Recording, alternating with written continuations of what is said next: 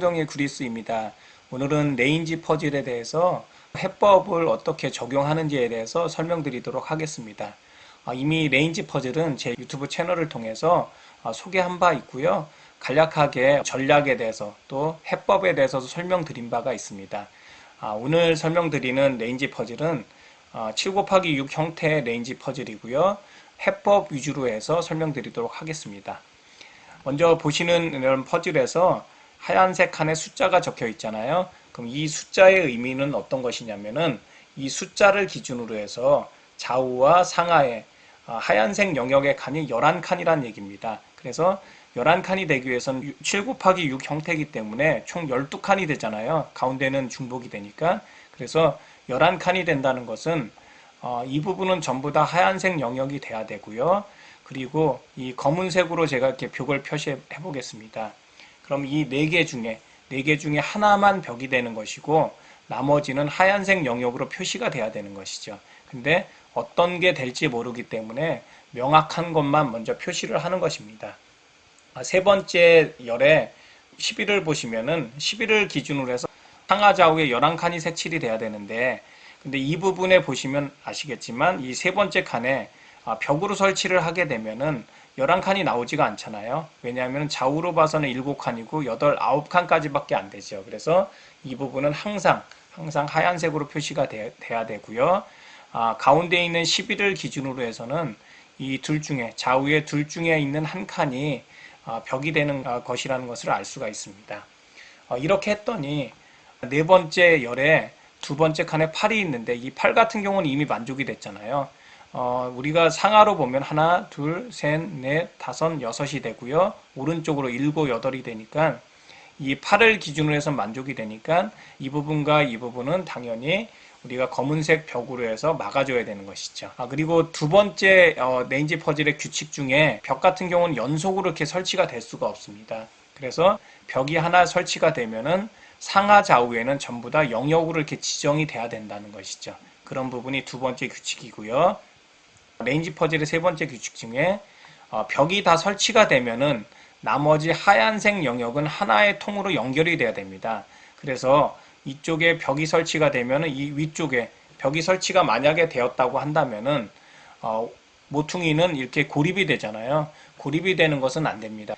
모든 것이 하나로 하얀색이 연결이 돼야 되기 때문에 이 부분도 당연히 우리가 영역으로 지정이 돼야 되는 것이죠. 이렇게 했더니 네 번째 열의 첫 번째 구 같은 경우는 지금 영역으로 지정이 된 것이 총 7칸이잖아요. 7칸인데 만약에 이 부분에 오른쪽에 영역으로 지정을 하게 되면은 지정을 하는 순간 3칸이 오기 때문에 10칸이 되잖아요. 그렇기 때문에 이 부분도 당연히 벽이 돼야 되고요. 그래서 9가 이제 7칸이 되니까 왼쪽으로 8, 9칸이 돼서 전부 다 영역으로 이렇게 지정이 돼야 된다는 것을 알 수가 있습니다. 그리고 이쪽에 보시면 5가 있잖아요. 5가 있는데 이 5 같은 경우는 이미 왼쪽과 오른쪽이 막혀서 위쪽으로는 한 칸까지밖에 갈 수가 없어서 하나, 둘, 셋, 네 칸이 영역으로 지정이 되니까 아래쪽으로 한 칸만 더 가면은 만족이 되고요. 만족이 되니까 더 이상 이제 영역을 지정할 수 없게 벽을 설치를 하면 되고요. 그리고 아까 두 번째 규칙 중에 벽이 설치가 되면은 좌우, 상하 좌우는 전부 다 영역으로 지정이 돼야 되니까 이 부분도 영역으로 지정을 하시면 되고요. 그리고 이쪽에 보겠습니다. 7을 보면 하나, 둘, 셋. 좌우로는 지금 3칸이 지정이 되고요. 이제 아래쪽으로밖에 내려갈 수가 없잖아요. 그래서 셋, 넷, 다섯, 여섯, 일곱이니까 전부 다 이렇게 지정이 돼야 되고요. 그리고 이 아래쪽에 있는 7을 봤더니 7에서도 위쪽으로 지금 6칸이 됐고 오른쪽으로 한 칸이 되니까 7칸이 다 만족이 됐잖아요. 그러니까 나머지 이제 더 이상 갈 수 없게 벽으로 설치를 해줘야 되고요. 그리고 벽을 기준으로 해서 상하 좌우는 전부 다 영역으로 표시가 돼야 되고요.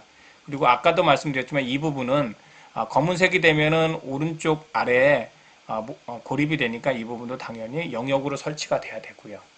네 번째 열에 11 같은 경우는 이미 만족이 됐잖아요.